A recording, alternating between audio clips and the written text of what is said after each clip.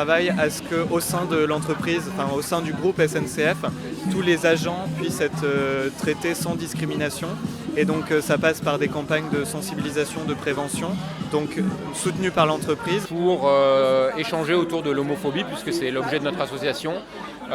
Qu'est-ce qu'on risque quand on est homophobe, parce que c'est puni par la loi. On fait aussi un parallèle avec toutes les autres discriminations, puisqu'il n'y en a pas une plus importante que l'autre. Et en fait, l'idée, c'est d'accompagner les parents et futurs parents dans leurs différentes démarches. Alors la caisse primaire d'assurance maladie, elle accompagne sur plusieurs champs. C'est pour tout ce qui est l'accès aux droits, aux soins et à la santé. On a une caisse primaire qui les accompagne à faciliter leur démarche administrative pour régulariser leur situation aux droits. Alors la Fondation Le Refuge accompagne et héberge des jeunes LGBT de 18 à 25 ans en situation de rupture familiale.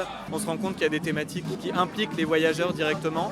Par exemple, la civilité pour les réservations sur SNCF Connect. À la fois on propose un hébergement, on a sur l'île une dizaine de places d'hébergement, un accompagnement administratif et de proposer des activités, loisirs pour changer un petit peu les idées. Les actions à mener, c'est assez simple, c'est des actions comme aujourd'hui, des prides où on obtient de la visibilité et montrer que les personnes LGBT elles sont partout. C'est continuer à en parler dans les écoles, collèges et lycées pour que les élèves, les jeunes se rendent compte que une famille homoparentale et une famille avec un papa et une maman, c'est souvent les mêmes familles avec les mêmes problèmes. Donc c'est essayer de se rendre compte que être LGBT, c'est pas un choix.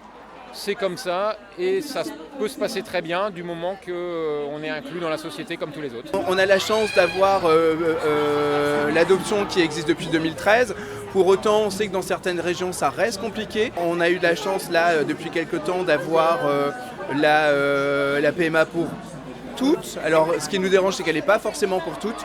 Et donc le combat, il continue pour que toutes les reconnaissances de parentalité puissent exister. Déjà l'homophobie du quotidien, c'est-à-dire des remarques, des moqueries, on le voit dans le milieu scolaire beaucoup, l'insulte PD, on la retrouve à tous les coins de rue, à tous les coins de la récré, voilà.